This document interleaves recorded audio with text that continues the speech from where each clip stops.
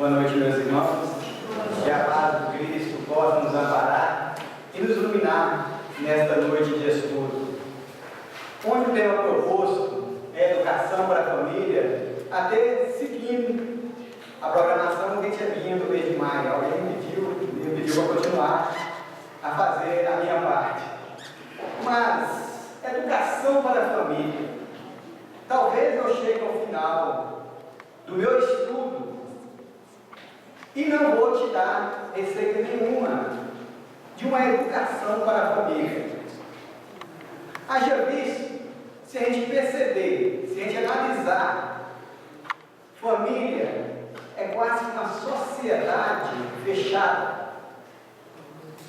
Dificilmente temos acesso ao que acontece nas outras famílias. E às vezes, até na nossa própria família, fica muita coisa obscura, muita coisa que a gente não consegue perceber. Então dar uma receita de bolo para a educação familiar, não somos especialistas no assunto, e nem tem, porque cada um vai educar na sua maneira. Então esse trabalho que a gente tenta buscar e tenta mostrar é simplesmente um despertar para que cada um perceba a responsabilidade dele perante o mundo, perante o outro, perante a família e perante a sociedade. Nós não estamos sozinhos, estamos numa cadeia, estamos no sistema, estamos unidos um com o outro, e cada um depende do outro, e todos dependem de um. Quando uma família não tem estrutura, começa a refletir em todo mundo. E são todos os núcleos. Vamos supor, um núcleo maior, a casa espírita. Se há estruturação de um membro, principalmente quando aqueles que dirigem, começa a refletir no outro. Porque a pessoa, automaticamente, ela dá uma retraída. Ele entra para dentro de si e começa a pensar em solucionar alguma coisa que ele não consegue compartilhar com o outro. Então, você já imaginou os problemas familiares? Se a gente analisar, seria o mesmo problema de todo mundo. Mas só que a forma de resolver seria diferente para todo mundo, porque nem todos aceitam ajuda externa. Nem todos aceitam você interferir em seus assuntos. No livro Estudo de Vida, Emmanuel e André Luiz dão um significado da família. Grupo consanguíneo a que você forçosamente se vincula por remanescente do CETEC, com imposição de afinidade, com vista ao burilamento pessoal. Você está na família, forçosamente. Lembra daquela recomendação de Jesus? Reconcilia com o seu adversário quando está caminho com ele, porque senão você volta forçosamente a fazer parte deste grupo familiar. Para quê? Para que o burilamento pessoal, para que a sua reeducação seja completada. Portanto, nós não vamos ficar livres de ninguém, não vamos ficar isentos de conviver com o outro, até que a nossa educação, até que o nosso amor se faça presente com essas pessoas. A gente podia até falar na desestruturação familiar que a gente vê por toda a sociedade. Vamos falar até um pouquinho mais na frente. Mas nessa desestruturação tem uma estrutura. Todo mundo está convivendo. Porque se a gente imaginar nascer e morrer, a educação é mais difícil. Mas se eu imaginar que a vida continua, então esse trabalho tem sim um valor. Tudo aquilo que nós estamos fazendo vai ajudar aquele espírito. Mas ele nasceu numa situação complicada, numa família complicada. Talvez seja a necessidade de ver o outro lado da mulher. Se olhar pela visão espírita, é mais fácil de compreender situação. Agora, olhando com outros olhos, talvez seria mais complicado, porque você não teria essa continuidade. A reencarnação vai te falar, você vai voltar numa situação melhor. Você vai voltar para refletir toda aquela existência que você teve. Então, esse julgamento pessoal não é nessa própria existência, é um julgamento contínuo das nossas existências. Se a gente imaginar, nós já melhoramos muito. Cadê? Isso é o dano de vários dirigentes das casas espíritas falar. Aquelas pessoas que frequentam o espiritismo, às vezes dão um salto imenso na existência. Por quê? Começa a ter consciência dessa vida, dessa existência. E desse conjunto de pessoas que estão conosco. E dessa sociedade a qual fazemos parte. Sociologicamente, a família é vista como um agente primário da socialização, ou seja, a primeira unidade social do ser humano.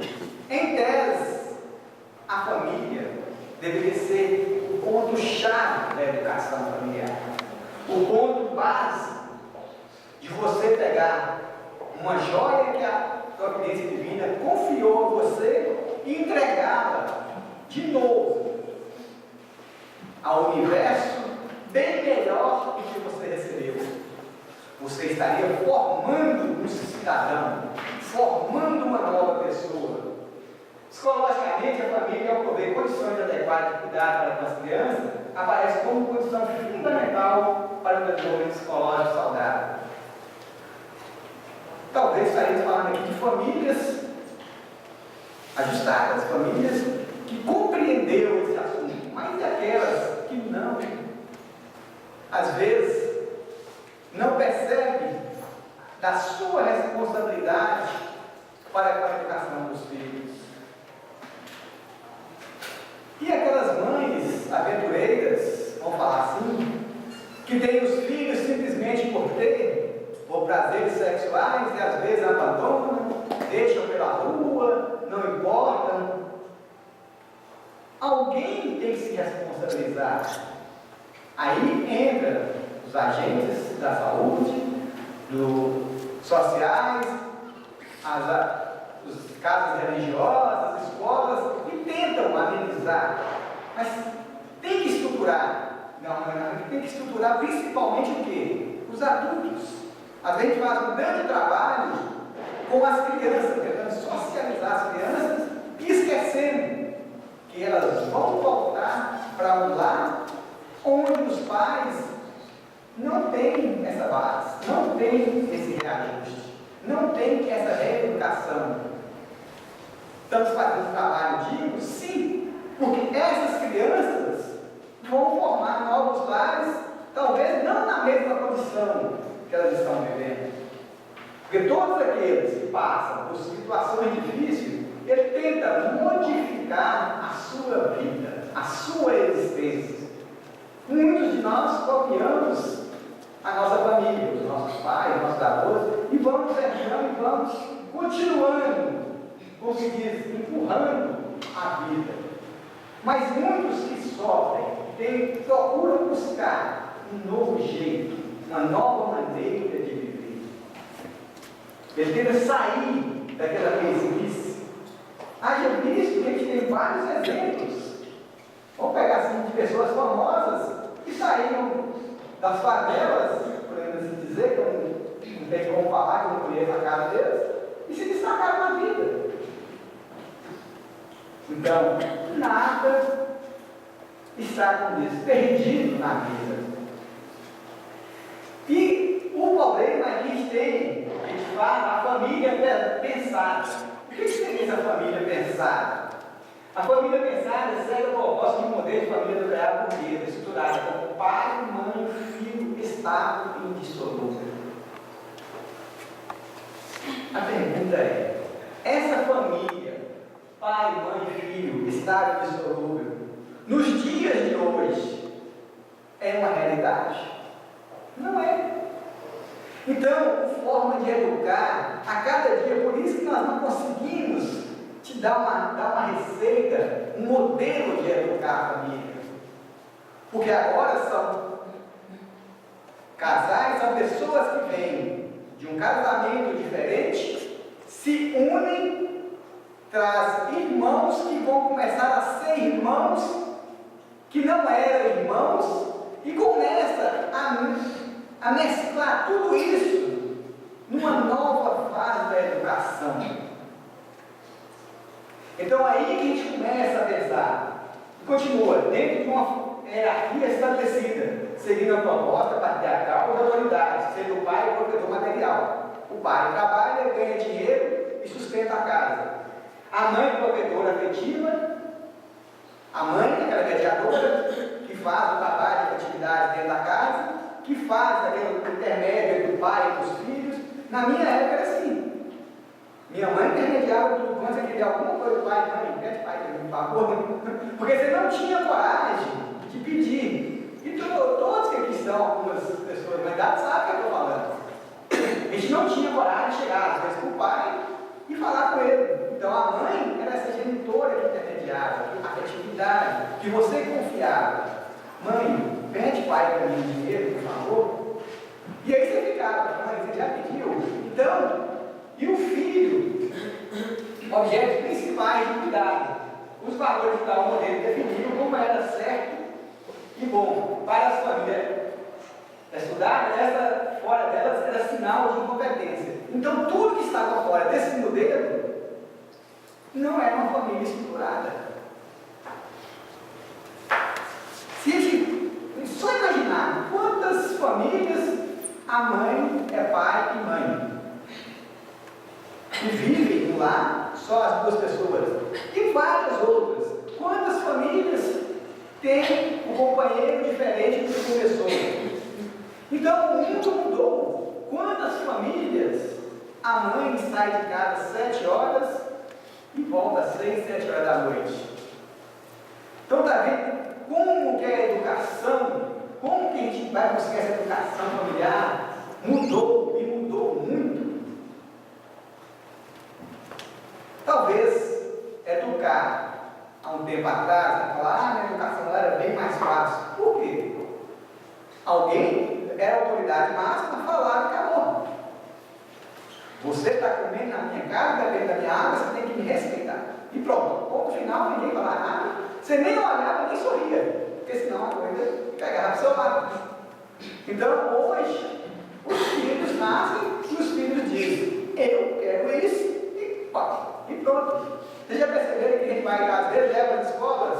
Você vai matricular um filho à escola, você leva o filho. Quem tem que ter o seu papel? Eu estou te levando para matricular nessa escola. Você chega, mostra a escola, e aí, filho, você gostou? Se você falar que não, você vai ser obrigado a continuar a buscar uma nova escola. Porque você deixa a atitude. Então, essa atitude de autoridade, às vezes, perde. Porque a pessoa perde a referência que alguém manda. Na vida vai ser assim, alguém manda, alguém os outros obedecem.